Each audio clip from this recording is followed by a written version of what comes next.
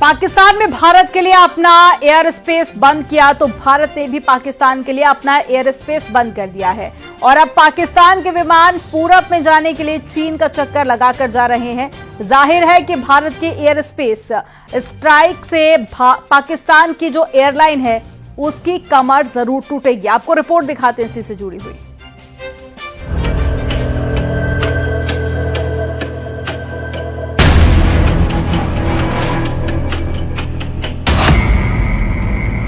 पाकिस्तान पर air space strike.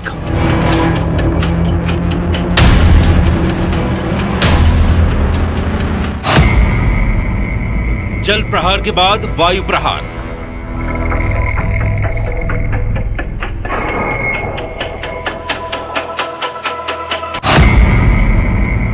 एक के बाद एक भारत की स्ट्राइक। भारत ने पाकिस्तान को करारा जवाब देते हुए अपने एयर स्पेस को पाकिस्तान की उड़ानों के लिए बंद कर दिया है। पाकिस्तान ने भारत के लिए अपना एयर स्पेस बंद किया, उससे भारत को ज्यादा फर्क नहीं पड़ने वाला, लेकिन पाकिस्तान को पूरब में जाने के लिए भारत के एयर स्पेस की सख्त जरूरत है। लेकिन अब उसको ये सहूलियत नहीं मिलने वाली और उस पर एयर स्पेस वाली स्ट्राइक से उसका तगड़ा नुकसान होने वाला है। भारत के ऊपर पाकिस्तान एयरलाइन की उड़ान बंद। पाकिस्तान के प्राइवेट जेट भी नहीं भर सकेंगे उड़ान। पाकिस्तानी मिलिट्री के विमानों को भी इजाजत नहीं। पीआईए के लीज पर लिए विमानों पर भी लगाई गई पाबंदी। पाकिस्तान के लिए भारतीय एयर स्पेस पूरी तरह बंद।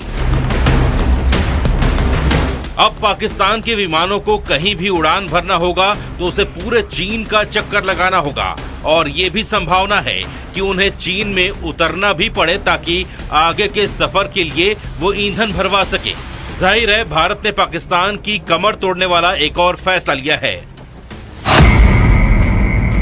इसका सबसे बड़ा असर पाकिस्तान इंटरनेशनल एयरलाइंस की कुआलालंपुर जाने वाली दो रूट्स PK 8945 और PK 8989 पर पड़ा है। पहले ये फ्लाइट्स लाहौर से भारत होते हुए कुआलालंपुर जाती थीं, जिससे दूरी कम और वक्त बचता था।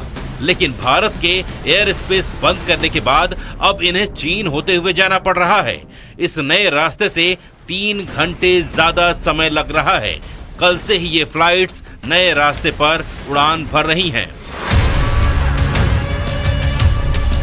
जैसे को तैसा की नीति पर चलते हुए भारत ने साफ कर दिया है कि जवाब अब सिर्फ जमीन से नहीं आसमान से भी मिलेगा। भारत एक ही जगह से नहीं पाकिस्तान को हर जगह से तोड़ रहा है। कभी डिजिटल स्ट्राइक, कभी वाटर स्ट्राइक, कभी डिप्लोमेटिक स्ट्राइक, कभी इकोनॉमिक स्ट्राइक और अब एयर स्पेस स्ट्राइक। वही पाकिस्तान ने अपना एयर स्पेस बंद करके खुद अपने पैर पर कुल्हाड़ी मारी है और उसे लाखों करोड़ डॉलर की चपत लगने लगी है। पाकिस्तान को भारतीय विमानों से मिलने वाली ओवर फ्लाइट फीस का अब नुकसान उठाना पड़ेगा। एक बोइंग 737 के लिए औसतन $580 और बड़े विमानों के लिए इससे भी ज्यादा फीस पाकिस्तान को मिलती थी। जानकारों के मुताबिक हर दिन करीब 2 से 2.4 लाख डॉलर की चपत पाकिस्तान को लग सकती है।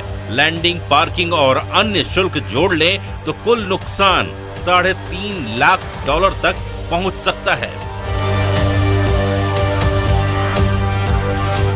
इससे पहले पुलवामा हमले के बाद भी पाकिस्तान ने भारतीय विमानों के लिए एयर स्पेस बंद किया था और उस दौरान उसे करीब $100 मिलियन का घाटा उठाना पड़ा था। लेकिन इस बार उसे दोहरी मार पड़ने वाली है।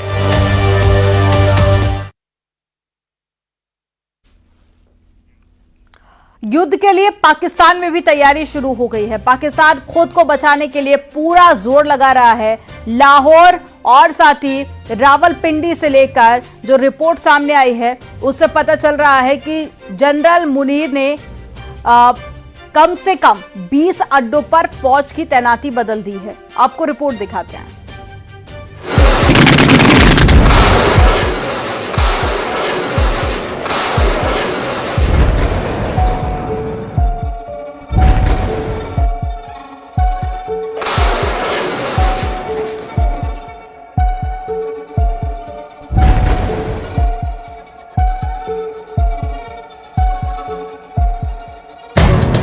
गुजरांवाला और सियालकोट में एयर डिफेंस अलर्ट पर है। कराची में भी पाकिस्तान ने फाइटर जेट के दुश्मन मिसाइल सिस्टम को चौकन्ना कर दिया है। जनरल मुनीर के कमांडरों को यकीन है कि हमला होगा, जरूर होगा।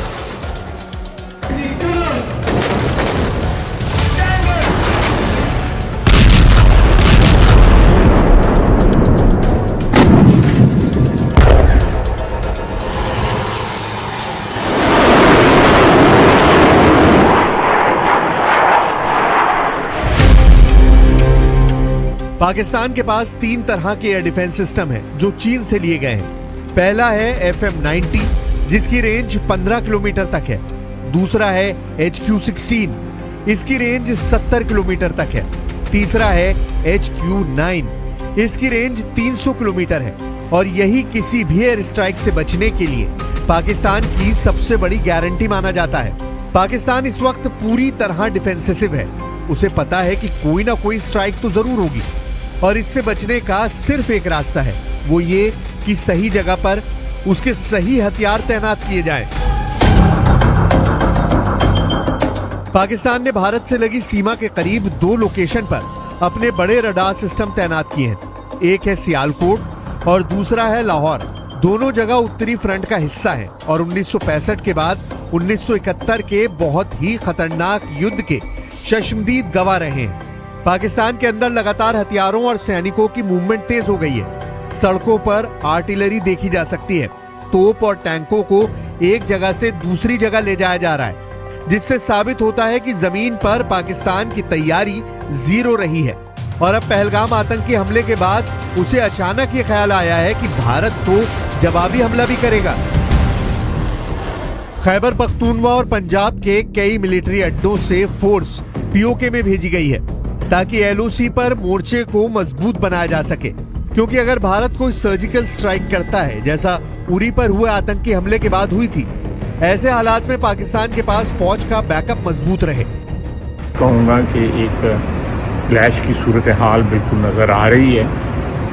अल्लाह करे एवर्ट हो जाए, हम कोई जंग मुसल्लत हमारी तरफ से तो कतई तौर पे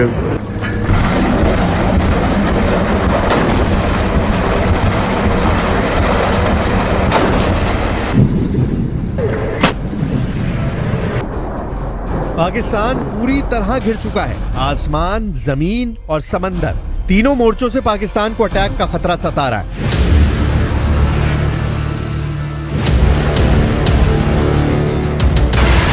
सुखोई 30 MKI से लेकर राफाल और ब्रह्मोस से लेकर नौसेना के बड़े बड़े जंगी जहाज बता रहे हैं कि पाकिस्तान को चौंकाने वाले बहुत ही खतरनाक मिशन की शुरुआत हो चुकी है।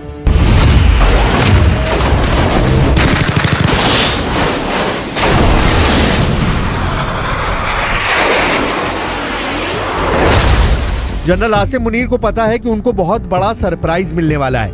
पहलगाम में हुए आतंकी हमले का बदला भारत लेगा, इसकी गारंटी 100% है। ऐसे में पाकिस्तान ने आसमान में बचने के लिए क्या तैनात किया है वो भी देख लीजिए। पाकिस्तान में AEWC यानी एयरबोर्न अर्ली वार्निंग वाले विमान, जैसे कि स्वीडन से लिया गया साप 2000 एरियाई, ये 450 किलोमीटर की रेंज में हवाई गतिविधियों पर नजर रखता है। ये विमान इस वक्त उत्तरी पाकिस्तान से दक्षिण पाकिस्तान तक लगातार चक्कर लगा रहा है ताकि भारत की तरफ से उड़ने वाले किसी भी विमान जो उसकी तरफ बढ़ रहे हों उनका फौरन पता लगा सके। पाकिस्तान के पास ऐसे 9 विमान हैं जो लगातार भारत के बॉर्डर की तरफ बारी बारी से उड़ान भर रहे हैं। पाकिस्तान को पक्का पता है कि हमला होगा, ये बात शहबाज शरीफ भी जानते हैं, पाकिस्तान की फौज भी जानती है। जनरल आसिम मुनीर और उनके एक एक कमांडर को पता है कि पहलगाम का बदला तो लिया जाएगा, लेकिन तमाम तैनाती और मूवमेंट के बीच पाकिस्तान में कुछ ऐसी हरकत भी हुई है जिससे साफ पता चलता है कि वहां की पॉलिटिकल लीडरशिप को इस वक्त सबसे बड़ा खतरा अपने किसी बड़े अड्डे पर हमले का है। Our valiant armed forces remain fully capable and prepared to defend the country's sovereignty and its territorial integrity against any misadventure, as clearly demonstrated by its measured yet resolute response to India's reckless incursion in February 2019.